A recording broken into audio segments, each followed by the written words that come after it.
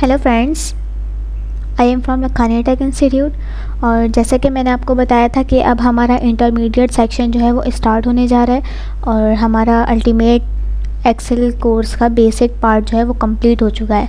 तो अब हमारा मेन पार्ट ज़्यादा स्टार्ट हुआ है। अब हम इसमें डेटा वगैरह बनाना देखेंगे। इसमें बहुत इंपॉर्टेंट चीज़ें हैं, तो आप इसकी हर एक वीडियो को ध्यान से देखिएगा।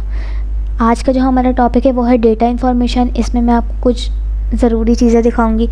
तो यहाँ पे मैंने एक फ़ाइल क्रिएट की हुई है, स्टूडेंट फ़ाइल है ये। तो मैं सबसे पहले इसकी थोड़ी सी फॉर्मेटिंग कर लेती हूँ। मैं इसमें थोड़ा सा कलर वगैरह फिल कर देती हूँ। मैंने यहाँ पे टेक्स्ट का कलर कर दिया है और इसे फिल भी कर देती हूँ ताकि मेरी फ़ाइल जो है थोड़ी सी आपको अच्छी लगे। और मैं यहाँ पे बॉर्डर भी लगा सकती हूँ, यानी मैंने ऑल बॉर्डर्स यहाँ पे कर दिया है। तो अब मेरी फ़ाइल जो है वो प्रॉपर वे में लग रही है। अब मैं आपको ये बताऊँगी कि एक्सेल की जो सबसे ज़्यादा ख़ास बात ये होती है कि वो जो है हमारी फ़ाइल को रीड आउट कर लेता है। एक्सेल को ये पता चल जाएगा कि ये जो 1 2 3 4 लिखे हुए हैं हमारे सीरियल नंबर में, ये हमारा सीरियल नंबर का कॉलम है, ये नेम का है, ये जिस मंथ में वो स्टूडेंट्स ने ज्वाइन किया है, ये ईयर, ये इन्होंने कौन से कोर्स में एडमिशन लिया था, ये सब जो है हमने यहाँ पे एक फ़ाइल क्रिएट की है जो कि एक्सेल हमारे रीड आउट कर लेता है।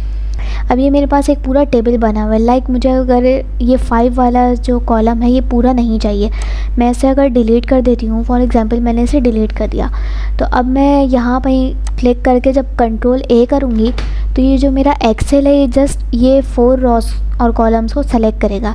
ये ऐसा क्यों होता है? क्योंकि जो है ये एक्सेल रीड आउट करता है कि जब इसमें से 5 डिलीट हो चुका है तो इसका मतलब है कि ये 2 टेबल है।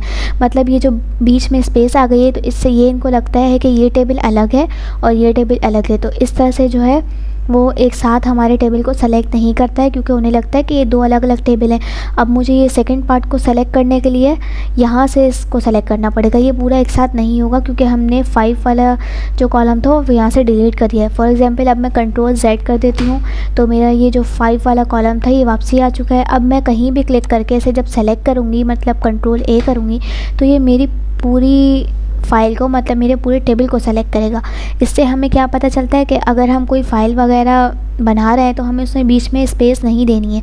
अगर हमने एक रॉ या एक कॉलम की स्पेस दी तो वो एक्सेल जो है वो ये रीड आउट करता है कि जो है हमारा जो ये टेबल है ये 2 हिस्सों में डिवाइड हुआ है।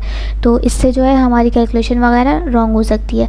तो इसके लिए हमें बीच में गैप नहीं देना है। और अगर हम चाहते हैं कि हम इसे डिलीट करें तो हमें सिंपली यहाँ से रॉ वगैरह और या कॉलम डिलीट करना पड़ेगा, वरना एक्सेल जो है वो रीड आउट यही करेगा कि जो है हमारा ये बिल्कुल अलग अलग टेबल है। तो ये एक बेसिक इन्फॉर्मेशन थी जो आपको डेटा के लिए देना ज़रूरी थी। तो जब हम नेक्स्ट आगे इसका वर्क करेंगे तो आपको ये और ज़्यादा समझ आता जाएगा कि हमें इसमें वर्किंग एक्चुअली करनी क्या होती है। तो आप इसे अपने पास छोटी सी एक फ़ाइल बना के इस तरह से ट्राई करिएगा। फिर हम अपनी नेक्स्ट क्लास में अपना नेक्स्ट टॉपिक डिस्कस करेंगे।